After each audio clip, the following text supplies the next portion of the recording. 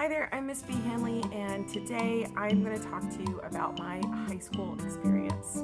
So, part of a series of videos that I've been doing, just talking about my school experience, talking about growing up, and what led me to where I am today.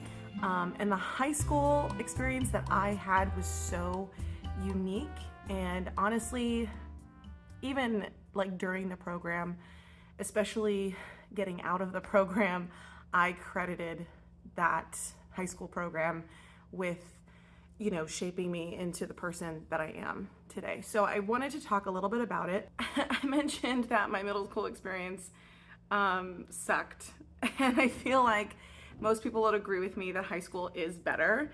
High school is still a time of growth. It's still a time of difficulty, trying to find yourself. I think you just get used to the struggle a little bit in high school. You kind of have done it for so many years, so it just feels a little bit easier. Usually the high school atmosphere is bigger than the middle school atmosphere, but I feel like it's a lot easier to find people who you can connect with in high school in lots of different ways.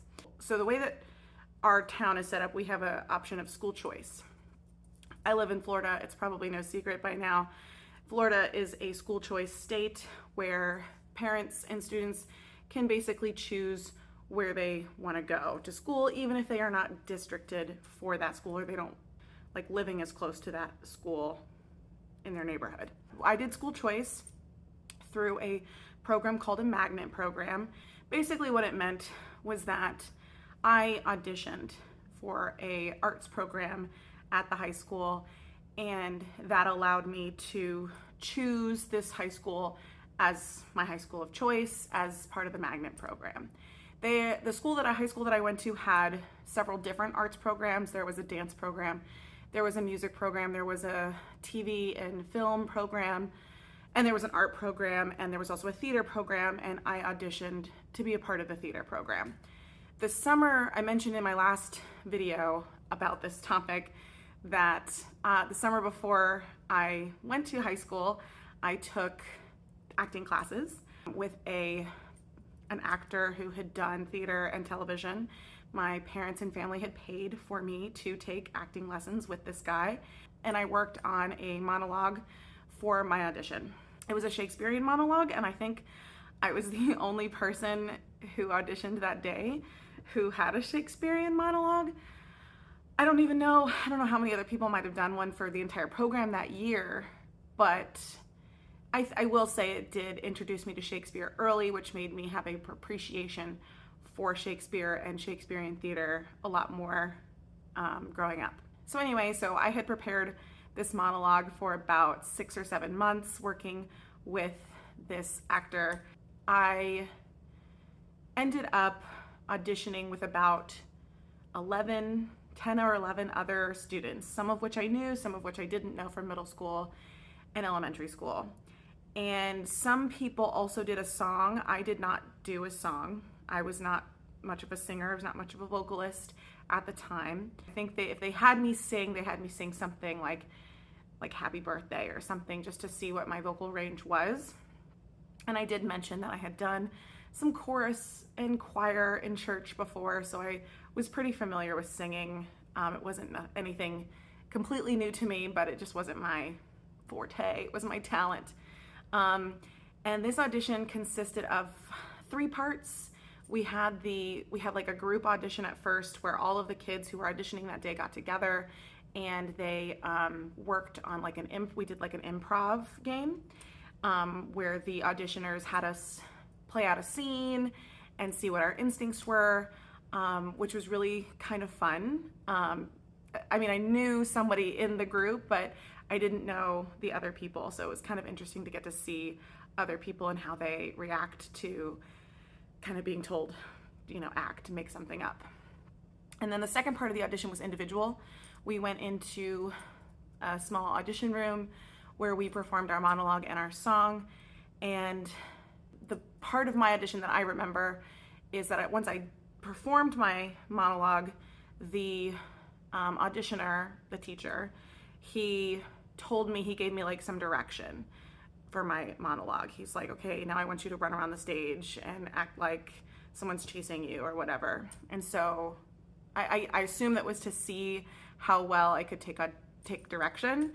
And I must have done pretty well. And then the third part of the audition was like a reading portion. So they had me sit in front of them and read out of a textbook. And I remember I completely messed up on the word ingenue.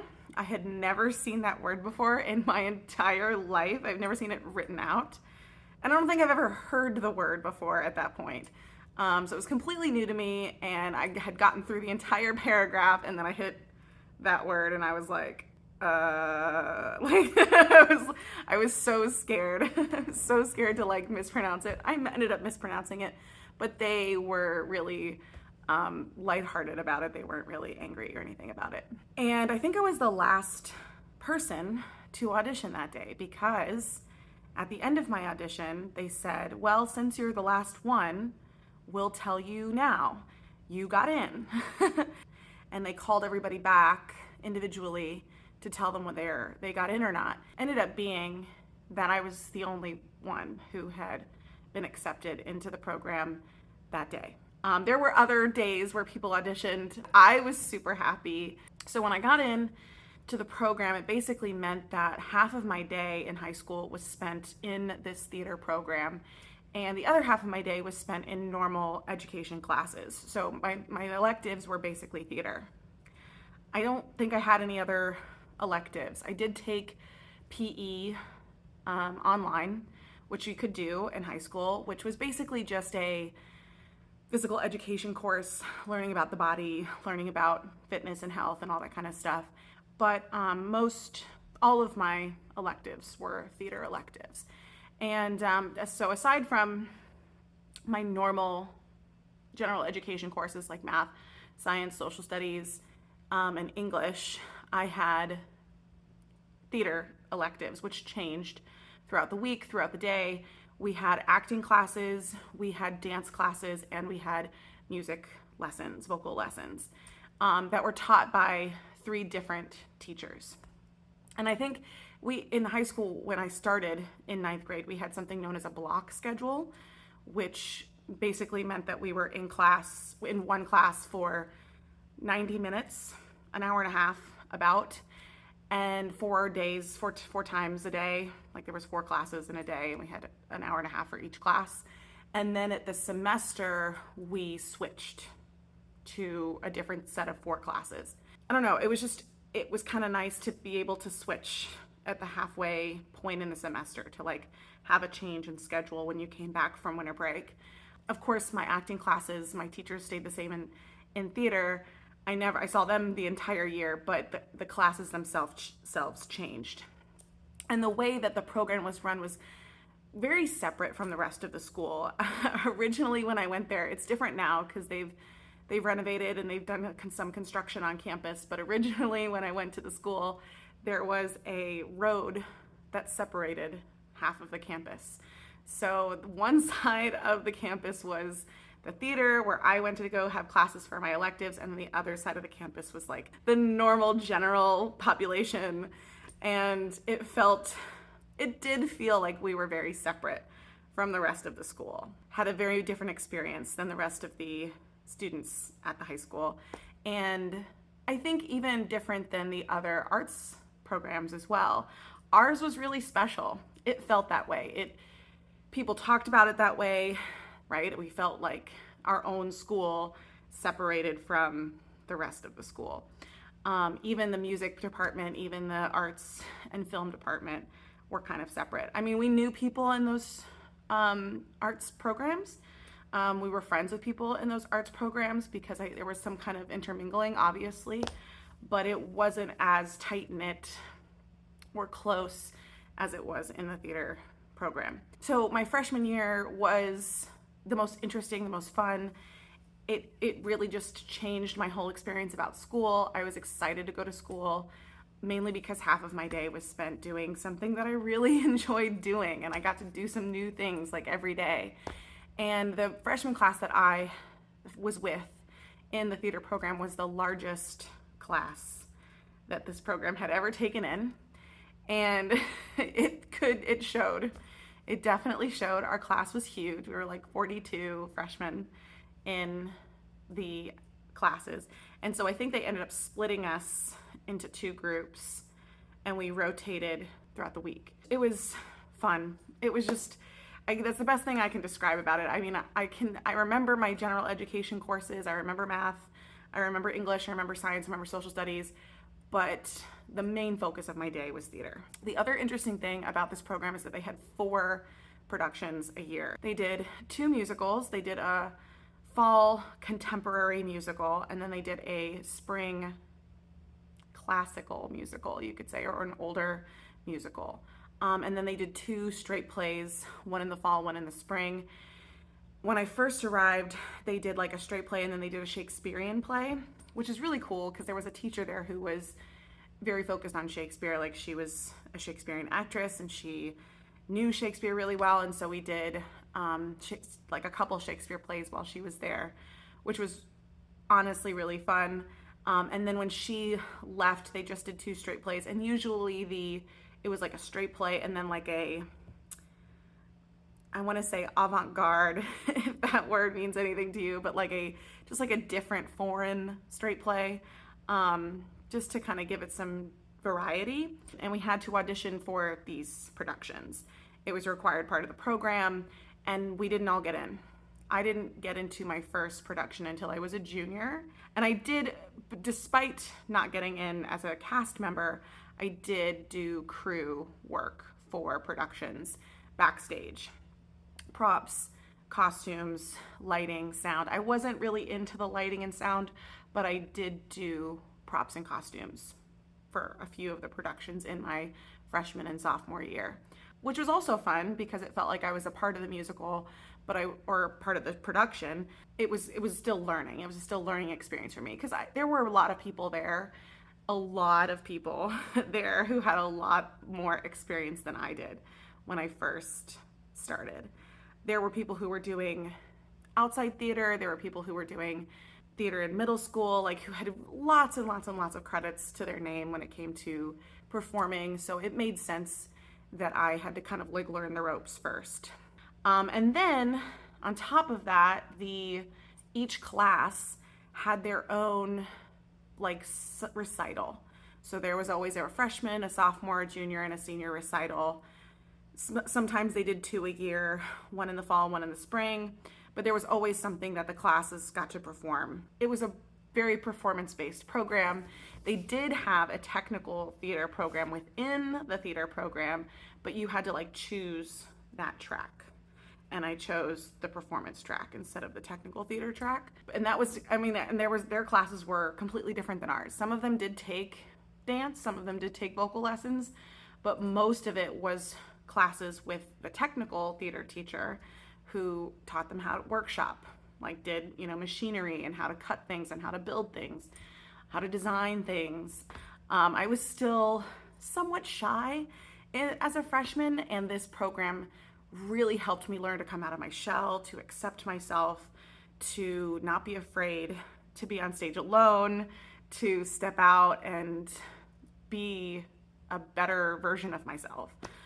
Okay, so let's talk a little bit about the academic side. Like, obviously, I loved the theater program. It was such a huge part of my growth in high school. I spent literally 50% of my time, probably even more because it was extracurricular too, in this theater program, but there were some academic things as well that I experienced. My freshman classes were pretty basic. I feel like I always did really well in all of my classes. I was a good student. I always did my assignments. I loved English still. My English teacher in my 9th grade year was, she ended up leaving after the first semester, but I got to experience her class in the first semester. So I didn't experience any change with her after she left, but she was the first person to intrigue my interest about Shakespeare and British literature. She played us this lecture about the English accent, that I know no one else in the room cared about. Like I literally think I was the only person in the room who was like, this is so insane. This is genius. And she taught us, this lecture talked about how Shakespeare's dialect, the way he talked, his accent, was probably closer to an American accent than it was to a modern day British accent because of the history of how the British started talking like they did. And it wasn't because they've always talked that way. It was because the Queen, I think it was Queen Elizabeth, or one of the ones down the line, was jealous of all of these other Romance languages and wanted British English to sound more romantic, more beautiful, like French or Spanish or Italian. And so she basically made it so that everyone had to follow her lead when she spoke with a British accent, dropping her R's and sounding more British and sounding more proper, right? I literally like couldn't get over it, and it's stuck with me to this day. But because of the timing of this happening, people had already been sent to the Americas to colonize, and so our language, the accent modernization and accent trend didn't catch on as easily over in America. So the English that we speak as Americans is probably closer to the Shakespeare English that he speaks in his plays, which totally blew my mind. It was crazy. And she was a really great teacher. I feel really bad that she ended up leaving. She had a lot of personal issues that she was going through. And I think, like all teachers that I had talked about in my previous video, were starting to get burnt out with the profession and starting to lose their stamina for teaching children, especially really annoying and just bad behaved kids, you know? Like, I'm not saying any of my students are like that. My students are perfect angels. But I think there was a trend that started back then that there was a lot less to blame the students on and a lot more to blame teachers on. And that trend has continued. So I think that she got a lot of that pressure, aside from all the other stuff that I know she was going through. In any case, that was one of the big things I remember from my freshman year, was really enjoying that. And then when I got to sophomore year, the first time ever I enjoyed math. I had a teacher, he was a really corny dad joke kind of teacher, but he taught geometry, and it was the first time that I ever took a math class where I could understand the math. It's crazy. Like, I literally had such a hard time, and I know it's because we were doing like pre-algebra and stuff in middle school. Like, before I left middle school, we were working on pre-algebra, and when I finally got to high school, I know I took pre-algebra again because I had not done well in middle school, obviously. I had to take it again as a freshman. I had to take like 2 math classes. It was the worst time because I remember I had to take 1A and 1B, right? They had slowed it down for us dumb math people. So we had to take more math because we were so bad at it. And then by the time I got to sophomore year, I was finally taking geometry, and it like clicked. Like, the math started to make sense to me. Yes, it was still hard. Yes, it was like fractions and stuff, but it was just a teensy bit easier to understand. I could kind of get the kind of spatial awareness that was necessary for geometry and understanding shapes and all that kind of stuff. I could get that a little bit better than I could get just the formulas, which we were learning in pre-algebra. And I did take one other elective. It was either sophomore or junior year, but I did take 2 years of Spanish with an amazing professor. And I ended up regretting everything that I did in that class because I blew through the lessons. She let me and a couple other students kind of like excel beyond what the rest of the class was doing through like a workbook. And I really enjoyed learning Spanish, but not using it nearly as much as I was using it during the class. I forgot a lot of it, and I just feel kind of bad that I didn't spend more time learning in that class, because I know there was a couple of times where I skipped that class and didn't do work for her because I'd already done the work. She'd kind of enabled me to do that.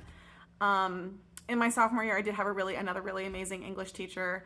We read Mice and Men. We read a couple of Greek plays. We did a really cool project about the afterlife, about Dante's Inferno. She instilled in me a really deep sense of literature. Like, she really intrigued me with the stuff that she was talking about with older literature.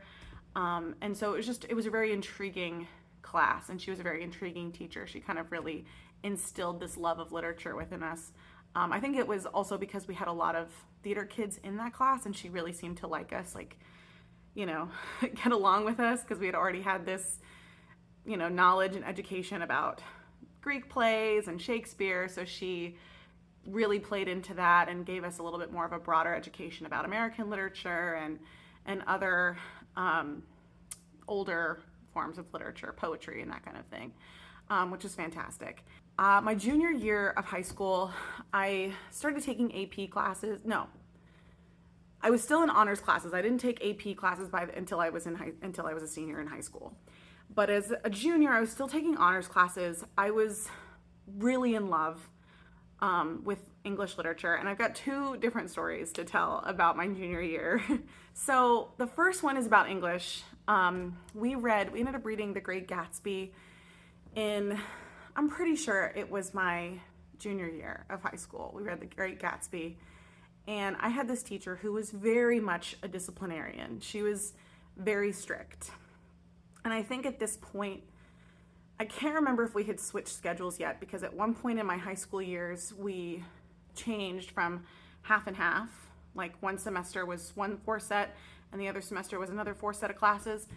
I can't remember if we changed yet, because they changed our schedule from 4 and 4 semester change to A-B days. So one day was an A day, and you had 4 classes on the A day, and then the next day was another 4 classes on the B day, which I've taught before, which is not as fun, but it's another way to do block scheduling. This teacher for English that I had was very strict, very, very, very strict. She had this kind of like no nonsense attitude, very old school way of teaching. And I had 2 teachers like this. One was English, one was American history, and this was my English teacher. And we read Great Gatsby, and she told us, don't use Spark Notes or Cliff Notes. And I swear, if you use Spark Notes or Cliff Notes, I will know, and you will fail. She told us all. She warned us all. And we were honors, right? So, I mean, like, there was a chance we weren't going to be using Cliff Notes and Spark Notes. And I remember, if you've never seen them, there's a Cliff Notes, which is like an actual book you can buy, which is a summary of a literary work. But now they have them all. I think the Cliff Notes still exists online, but now it's mostly Spark Notes, I think, is the more famous one. And it's all online, and you can look it up, and they have different resources that you can use. She told us, she's like, don't use Cliff Notes or Spark Notes. I will know, you will fail. So anyway, we were reading The Great Gatsby, and I, for the first time, had a hard time reading. I could not understand this book. It was so metaphorical. There were so many ways that the author wrote his sentences that just were not straightforward. It was very confusing, and I had a hard time reading it. So I read Spark Notes. I used Spark Notes. I would read a chapter of The Great Gatsby, not understand it, and then I would go read the summary of Spark Notes, just because I needed to understand what was happening in the book. And we finally get to the test, and I take the test, and we all turn it in, and there had been a library party that day. was like candy and like a literal party in the library. And we were supposed to go as a class. We were supposed to go to the party. And she told us, she's like, we're not going to the library party because all of you failed the test. You all did horribly on the test. So none of you are going to the library party. You're going to sit and you're going to read, or you're going to fix your test or whatever. So, well, whatever. We were all like, oh, sad, you know. But then she calls me and two other kids up to her desk, right? We're sitting there. Everyone's silent. She calls me and two other kids up to her desk. And she says to us, you three did the best on the test. So you three are going to get to go to the library party. I swear to God, the time it took me to get from my desk to her desk, I was thinking to myself, I'm going to fail. She knows I use SparkNotes. She knows. She figured it out somehow. She knows. She's seen inside my brain. She knows that I read SparkNotes and I'm going to fail. And she told me we did the best on the test and I got to go to the library party, and she never knew that I used SparkNotes. I'm so sorry that I've just outed that secret now. If that teacher happened to be watching this, I'm sorry I used SparkNotes.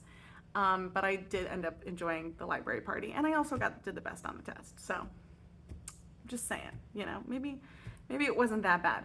But moral of the story is I did still read the book. I just helped myself to understand the book with SparkNotes. So that was my English class my junior year. And then I also had another class that year with a very strict disciplinarian teacher in American history. And like I said, this is the story that I've told before in one of my summer reading streams. And she was different. She was a different kind of teacher. She would lecture. We had 90-minute classes, by the way. Think about it. We're sitting there for an hour and a half, and she would lecture the entire time. American history. Lecture. No movies, no projects, lecture. Completely. Lecture, test. It was an honors class, but that's what she did. All right, first I want to say that there is nothing wrong with lecture style classes. Like, I've been in plenty of good lecture style classes and they're fine. But it's also important to know here that this teacher did not use any visual aid or PowerPoint for her lectures. She just had blocks of text on the whiteboard that she would reference throughout her 90-minute lecture for the entire class period. And it was boring. I hated it.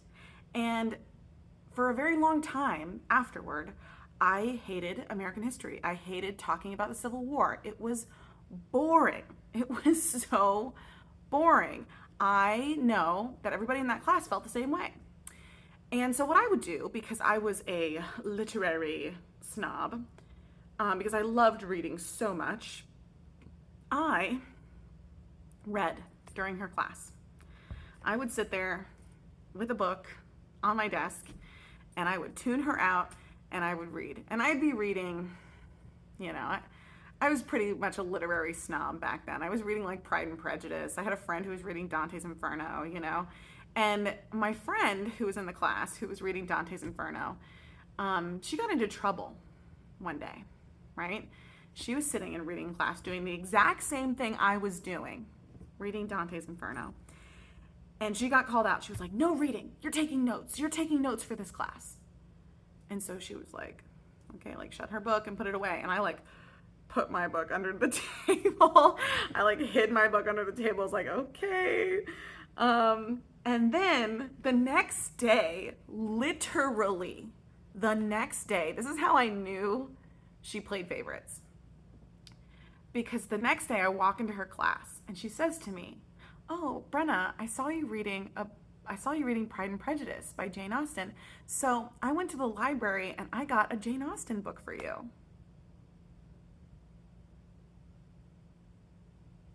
I was like, okay, thanks. But she's extremely biased. She had to be extremely biased because I think she just picked and chose what she pick and chose what she liked and didn't like, because I read a book by Kurt Vonnegut for a book project in her class.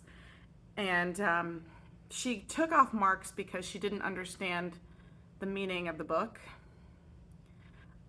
which was really weird.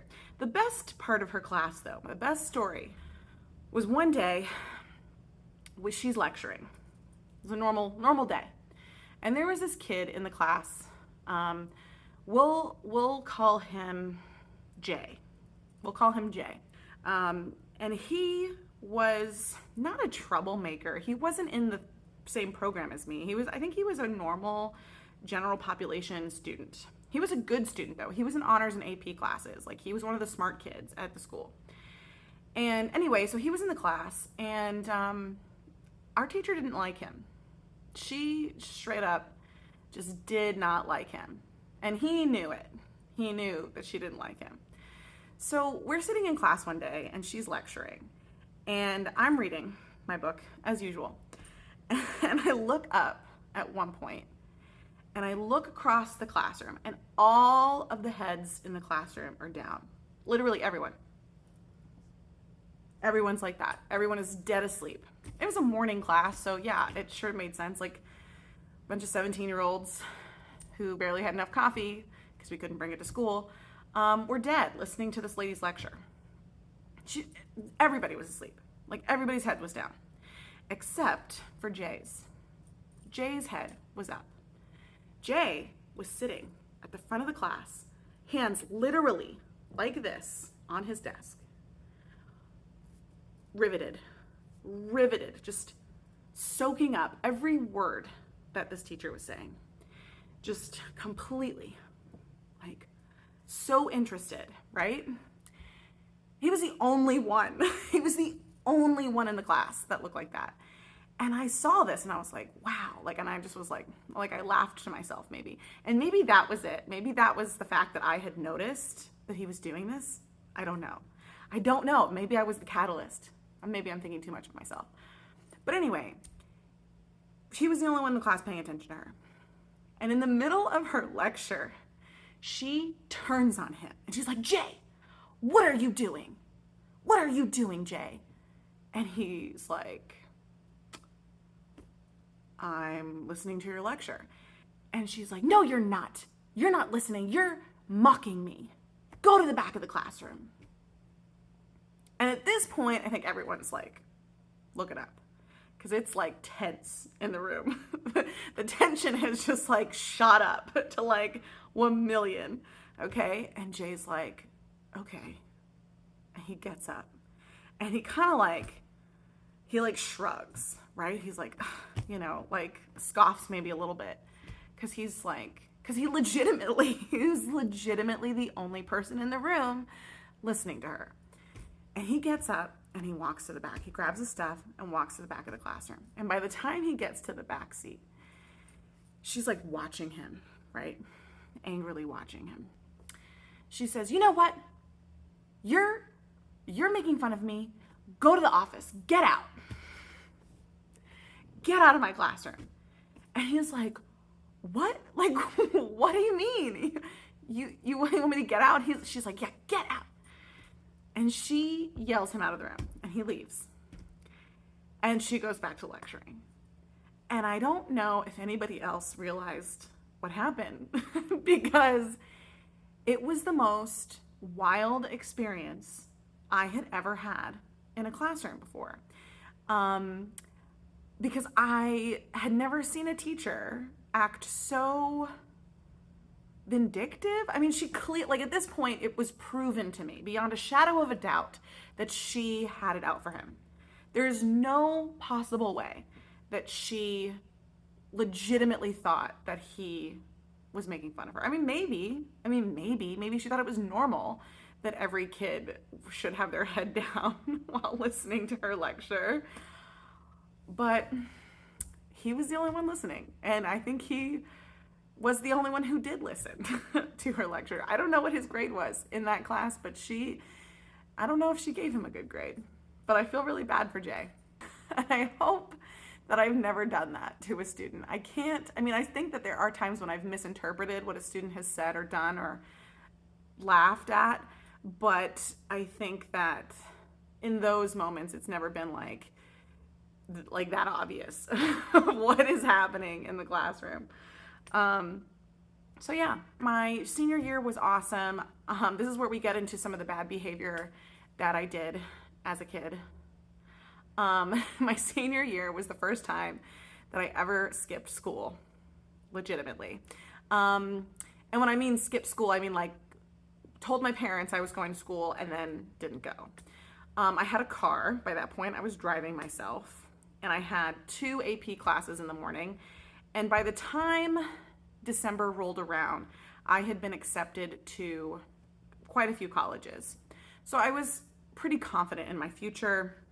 I was very laissez-faire about high school. I still went to theater classes because, duh, those were my favorite classes. But I had an AP government class in the morning that I absolutely despised. I took a horrible American history class. So AP government was, again, it was just a natural extension of my boredom about history and civics, which I do regret, which is something that as an adult in my later years, after taking that class and almost failing it and skipping it, I regret doing that because I think that I'm more involved politically and concerned about politics and our government now than I was back then. So I wish that I had a better mindset going into it. But yeah, I skipped that class. I just straight up did not go.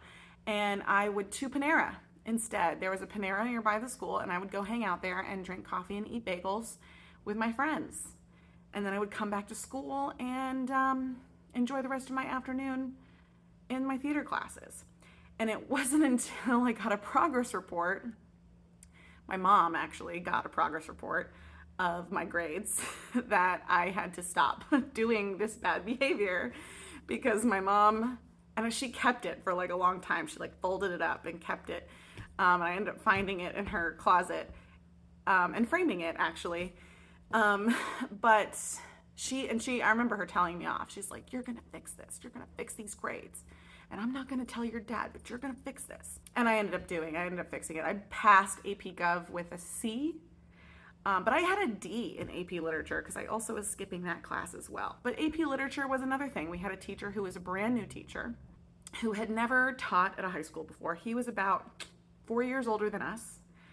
And it was, kind of an inappropriate relationship that he had with some of the students. Not like weird and gross, but like he was friendly. He was too friendly. Like he would go to parties that the seniors would go to, which was, maybe not the best choice to do.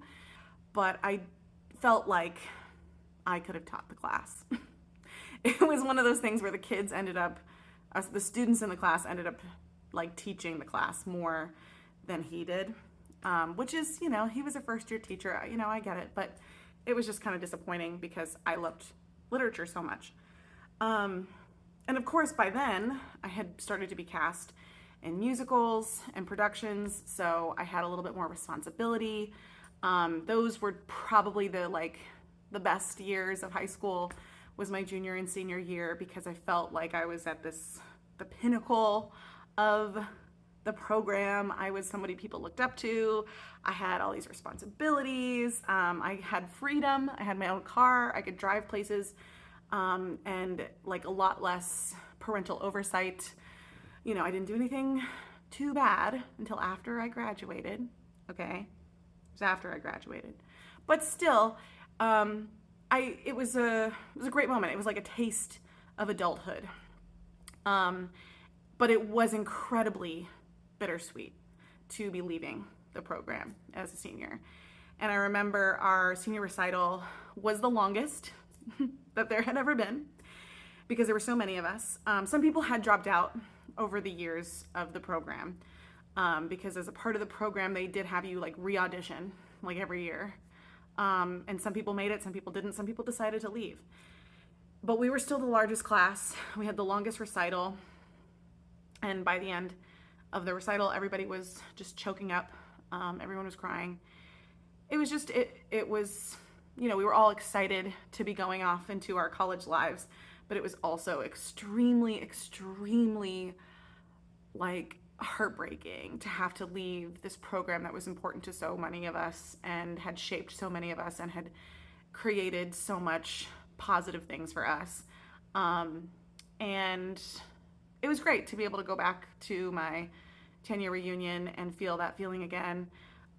It's great to be back in my home district talking about this program to new students who might be joining it soon. So it was, my high school experience was unique. It was extremely unique, which was really cool. I mean, it's looking back at it, the high school program, the theater high school program that I went to was just so robust and so incredibly professional that when I left high school to go to college, the program was like, what is this program? What is this theater program? This is like what I've been doing for the last 4 years. How is this a step up, you know? Like the high school program that I was in was more intensive than the college program that I saw when I went to college. So it was just, looking back, I just see it, and it's like, it's so amazing that I got to be a part of this and got to participate in it. And like I said, to this day, I credit this program with shaping who I am as a person. And the friends and people that I made at the program, that I met at the program, are lifelong friends. People I still try to connect with to this day, even going back for my 10-year reunion, you know, like it was like stepping in to an old, you know, comfortable coat, you know, like the people, we still connected, we still had this really close connection. So it was such an amazing program, and I can't emphasize enough how amazing it was. And I'm lucky to be teaching in the county that I grew up in, so I can talk to my students about this program and how amazing it is, and emphasize to them how incredible the experience was. I had a really positive experience. I had such a rewarding time as a high schooler, as a teen, in my last few years as a young person. It was just absolutely incredible. And like I said, I ended up going to college and checking out their theater program and being just totally unimpressed, because I had such a professional, positive environment in high school that I kind of already knew like all this stuff. I felt very, I felt a little entitled, you could say, about about my college theater program, because I had such a hugely robust and professional experience in high school that just shaped me who I am. If you know what I'm talking about, if you went to high school with me, or if you're in my home district, I can tell you more about this program and encourage you to go. I'm not going to share it online just because reasons, but you know, if you have a program that you really want to get into, that you really feel positive about in high school, I think it's the most important thing that you can do, is to find a place where you feel like you belong and feel like you can connect with other people, especially people your age, and have good mentors, have good teachers and mentors in your life in those years to guide you down a path that makes sense for you. Even if you don't go to college after high school, you know, what path can they lead you down? What can they connect you with to, you know, make you feel like you're being set up for success, which is what ultimately this high school allowed me to do. It allowed me to be set up for success as a college student, as a graduate student, as an adult. Incredibly positive experience. And I've always, that's I think one of the reasons why I became a teacher, was because I wanted to share this incredible positive experience that I had in school. I wanted to be a guide for young people, to help them go down a path where they feel like they're set up for success and they feel like they're confident in their future. And that's something that's like I'm really passionate about, and something that I've always wanted to share with the next generation, because I realized how important and integral it was for me growing up. I wanted to share that experience with other young people and get them to have an experience like that as well. That was my high school life. I went on to college next, which I'll talk about in my next video. This video is long enough. I hope you enjoyed my high school stories. I hope that this gave you some help in understanding your high school life, or where you might be going in your high school life, or how you can best tackle your high school life. Thank you so much, and have a fabulous day. Bye.